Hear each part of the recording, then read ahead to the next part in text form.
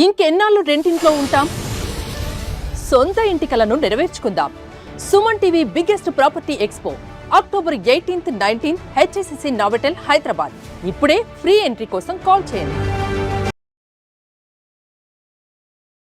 నమస్తే రమగారు. నమస్తే జయ. రమగారు, ఏదైనా మంచి స్టోరీ చెప్పండి. కోటి విద్యలు కూటి కొరకే చెప్దాం. అంతేగా. మహాభారతంలో భీష్ముల వారు అంబసాయి మీద పడిపోయారు కదా. అవును. పడిపోయిన తర్వాత ఆయన చాన్నాళ్ళు జీవించే ఉన్నారు. మన మకర సంక్రమణం వచ్చేదాకా, ఉత్తరాయణ పుణ్యకాలం వచ్చేదాకా ప్రాణాలతోటి ఉన్నారు. అయితే ధర్మరాజు రోజు వచ్చి తాతగారిని ముత్తాతని దర్శించేవాడు. ఆయన ఎన్నో రకాల ధర్మ సంబంధమైన వ్యవహారాలన్నీ ధర్మరాజుకు చెప్పాడట. ఆ చెప్పిన వాటిలలో కొన్ని కథలు ఉన్నాయి. ఆ కథల్లో ఇదొక కథ అంటారు. ఓకే. ఆ కథల్లో ఇదొక చిన్న కథ. ఇదేంటంటే ప్రతి జీవికి కావాల్సింది అన్నమే. జీవికి ఏం కావాలి? మనకేం కావాలి? ఎండ్ ఆఫ్ ద డే అంతేగా. ఓ ముద్ద అన్నం వేసుకుంటే చాలు. ఇంత కష్టపడి అన్నానికి బాచిపోతే ఎట్లా అనిపిస్తుంది. ఆ వేళకి ఏదో ఒక ముద్ద పడితే తర్వాత ఇంక ఎన్ని వేషాలైనా వేస్తాం మనం. అది లేకపోయాక ఏది ఉన్నా ప్రయోజనం లేదు కదా. దాని మీద ప్రతి జీవి అన్నాసక్తి కలిగిందే ఉంటుంది. కోటి విద్యలు ఎన్ని వేషాలు వేస్తారో ఆ వేషాలన్నీ కూడా కూటి కొరకే, భోజనం కోసమే. ఆ తర్వాత వేషం ప్లస్ మెయిన్ కావాల్సింది తిండి. దాని మీద ఒక కథ అన్నమాట. పూర్వం ఒక రాజ్యంలో ఒక పిల్లాడు 8-9 సంవత్సరాల పిల్లవాడు చనిపోయాడు. చనిపోతే సరే ఏం చేస్తారు పాపం, పిల్లాన్ని తీసుకొచ్చి వల్లకాట్లో వదిలిపెట్టి వెళ్ళిపోతారట. అక్కడ పద్ధతి. ఓహో. పిల్లాన్ని వల్లకాటుకు తీసుకొచ్చారు. బాడీని తెచ్చారు. తెచ్చాక సరే లోపలికి వచ్చి కూర్చున్నారు. ఆ బాడీని అక్కడ పెట్టుకుని ఏడుస్తున్నారు. ఏడుస్తుంటే ఒక రాబంది వచ్చింది బయటికి. అయ్యో అయ్యో, ఎంత చక్కటి పిల్లాడు, ఎంత బాగున్నాడు, చందమామల్లే ఉన్నాడు, ఎంతసేపు ఏడిస్తే మాత్రం తిరిగి వస్తాడా? ఇదేమన్నా ఊరా? ఇది వల్లకాడు. చీకటి బెడగండ పడేసరికల్లా ఇక్కడికి సాకిని ఢాకిని గణాలు వచ్చేస్తాయి. భూతప్రేతకి పిశాచ గణాలన్నీ వస్తాయి. వాడిని వదిలిపెట్టి వాడితో పాటు మిమ్మల్ని కూడా పీకు తింటాయి. పిల్లాడిని వదిలిపెట్టి వెళ్ళిపోండి వెలుగుండగానే అని చెప్పింది. చెప్పేసరికల్లా వీళ్ళు నిజమే కదా, సాకిని గణాలు అవి వస్తే మనమేం చేస్తాం? పిల్లాడిని వదిలిపెట్టి లేచేట బంధుగణం. లేచేసరికల్లా కొంచెం అవతల పక్కగా ఒక బొరియలో కూర్చున్న నక్క ఒకటి బయటకు వచ్చింది. అయ్యో అయ్యో, వచ్చి ఇంకా గడి అయినా కాలేదు, అట్ట వదిలిపెట్టి పోతున్నారా? చుక్కల్లో చంద్రుడల్లే ఉన్నాడు పిల్లవాడు, చిటుకుని బతుకుతాడేమో వదిలిపెట్టి వెళ్ళిపోతే ఎట్లా? ఇక్కడే ఉంటే కాసేపటికి ఏ ప్రాణమో లేచొస్తే రాబందుకేముంది? పిశాచ కణాలు వచ్చి మిమ్మల్ని ఏం చేస్తాయి? అది అట్టాగే చెప్తుంది. అవి వచ్చేది శరీరాల కోసం, మనుషుల కోసం ఎందుకు వస్తారు? అవేమంటారు రావు. ఇదన్నీ ఇటాగే చెప్తుంది. పిల్లాడిని వదిలిపెట్టి వెళ్ళబోకండి. ఉంటే చక్కగా బతికొస్తే పిల్లాడిని తీసుకుపోవచ్చు, బతికితే కనుక. ఏ చల్లగాలికో పిల్లాడికి త్రాణ వస్తే బతకచ్చు కదా అన్నది. అనేసరికల్లా రాబందంది, అవురవురా, ఎవడైనా చచ్చినవాడు ఏనాడైనా బతికాడా? దానికేం తెలుసు? ఇంత కడు వృద్ధుని నేను, ఎంత ముసలివాణ్ణి. నా తర్వాత నేను చాలా పెద్దదాన్ని అయ్యాక వీళ్ళ అమ్మమ్మ పుట్టింది ఈ నక్కకి. ఇది పుట్టి 4 ఆదివారాలు కాలేదు. పిచ్చి మాటలన్నీ చెప్తుంది. ఎక్కడైనా చచ్చినవాడు బతుకుతాడటండి. మరి వీళ్ళ అమ్మ రాలేదు, వీళ్ళ అమ్మమ్మ రాలేదు, వీళ్ళెవరు బతకలా, వీడెట్టా బతుకుతాడు? ఇంకా నయం, పొండి పొండి. నేను చెప్పే కదా, చీకటి పడితే ఇక్కడ చాలా చికాగ్గా ఉంటుంది, మీకు అర్థం కావట్లేదా అనగానే నక్కంటది, అవురవురా, ఎంత మాట అంది. మా అమ్మమ్మ రాపోతే ఏమిటి? సావిత్రి మొగుడు సత్యవంతుడు బతకలా?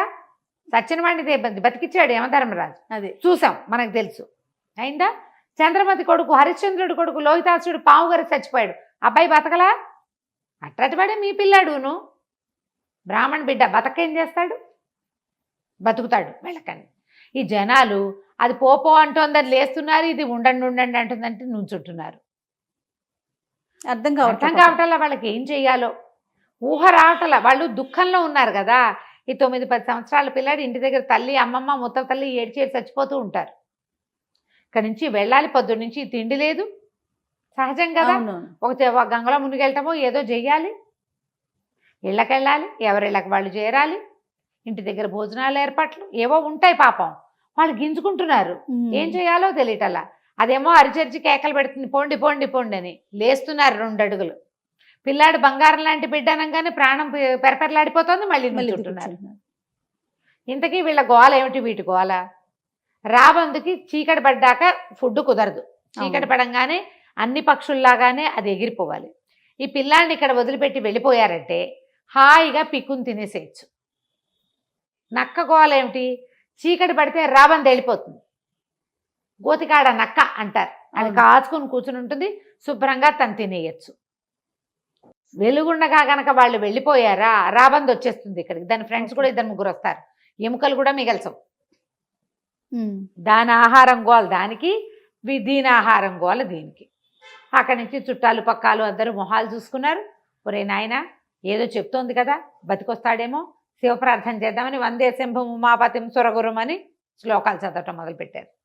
అక్కడి నుంచి ఆ రాబందు శాపనార్థాలు పెడుతుంది, ఈ నక్క శాపనార్థాలు పెట్టింది. వీళ్ళవేవి వినిపించుకోలేదు. రాబందు చెప్తూనే ఉంది, పోండి పోండి పోండి పోండి అని. అదేమో ఉండండి ఉండండి అంటుంది నక్క. వీళ్ళు శ్లోకాలు చదువుతుంటే కనుచి ఇక్కడ పడేసరికల్లా విహారార్థం పరమేశ్వరుడు వస్తూనే ఉంటాడు అక్కడికి ఎప్పటికప్పుడు. ఆయన భూత ప్రేత శాకిని ఢాకిని గణాలతోటి పరివృత్తుడై వచ్చాడు లోపలికి, శ్మశానంలోకి, వల్లకాట్లోకి ప్రవేశించి. లోపల శ్మశానంలో ఏం జరుగుతుంది సాధారణంగా క్రియ? కొన్ని కాలుతూ ఉంటాయి, కొన్ని పేలుతూ ఉంటాయి, కొన్ని పారేసినవి, కొన్ని పాతేసినవి ఉంటాయి. పిశాచ గణాలు తిరిగే ప్లేసు. అక్కడ వందే శంభం ఉమాపతిం శ్లోకం ఎట్లా వినపడుతుంది. ఆయన ఆశ్చర్యపోయి వీళ్ళ దగ్గరికి వచ్చాడు. వచ్చేసరికల్లా అందరూ పరమేశ్వరుని చూసి దండాలు పెట్టారు. ప్రభు రక్షించు, కాపాడంటే, ఏమినైనా మీకేం కష్టం వచ్చింది? వల్లకాట్లో నుంచి ప్రార్థిస్తున్నారంటే, ఏగో చందమామ లాంటి పిల్లడు ఇట్లా పోయాడంటే లేచి వస్తాడులే అన్నాడు శివుడు. పిల్లాడు లేచి కూర్చున్నాడు ఆవరించుకుంటూ. ఏమిటర్రా ఇక్కడికి వచ్చి నుంచున్నాం, మామయ్య బాబాయ్ ఎందుకు ఇక్కడికి వచ్చాం మనమంతా అని అడుగుతున్నాడు.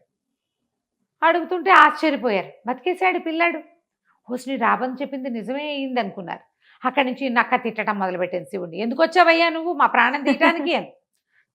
చుట్టాలు ఆశ్చర్యపోయారు. హోస్ని నక్క అక్కడి నుంచి ఏమన్నావు? పిల్లాడు బతుకుతాడు బతుకుతాడు ఉండండి ఉండండి అన్నావా? నువ్వు బతుకుతాడనే ఆశ నువ్వు పెట్టినందుకే కదా మేము శివప్రార్థన చేశాము.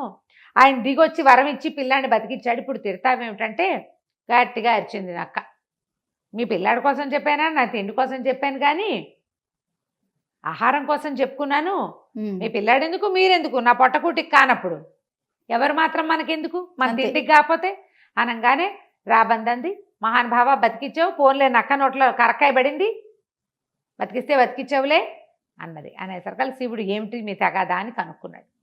అప్పుడు నక్క చెప్పింది, చీకటి పడితే ఇవి ఆహారం నాకు మిగిలిపోతుందని నేను వెళ్ళనివ్వలేదు. రాబందేమో వెలుగుండగానే తన ఆహారం సంపాదించుకోవడం కోసం వాళ్ళని వెళ్ళిపోమంది ప్రభు. మా ఇద్దరి నోట్లోనూ కరక్కాయ కొట్టావు నువ్వు అంటే శివుడు నవ్వాడు. 1,000,000 విద్యలు ఇంత ఇలువంతా కూటికే కదా, అంతేగా. ఇక నుంచి మీ ఇద్దరికి ఆకలి దప్పులు ఉండవు, ఆహారం దొరికినప్పుడు తినండి, లేనప్పుడు లేదు, లేకపోయినా మీకు వచ్చిన లోటేమీ లేదని వరం ఇచ్చాడట. రాబందుకి ఆహారం లేకపోయినా బతుకుతుంది, నక్క కూడా అంతే. ఆకలి దప్పిక ఉండవు, ఆహారం కనపడితే తింటాయి అవి. ఆకలి కోసం నీరసించటాలు ఏమీ ఉండవు వాటికి, లేదని చెప్పారు కథలో, మహాభారతంలోనే చెప్పబడింది అది. ఓహో. ఆకలి దప్పులు లేకుండా నక్క జాతికి రాబందు జాతికి వరం ఇచ్చాడట శివుడు. ఈ ప్రజలు ఈ పిల్లవాడిని పెట్టుకున్నారుగా, వాళ్ళు ఆ పిల్లాన్ని మోసుకుని ఇంటికి తీసుకుపోయారు. కథ కంచికి మనం ఇంటికి. నమస్తే నమస్తే. నమస్తే.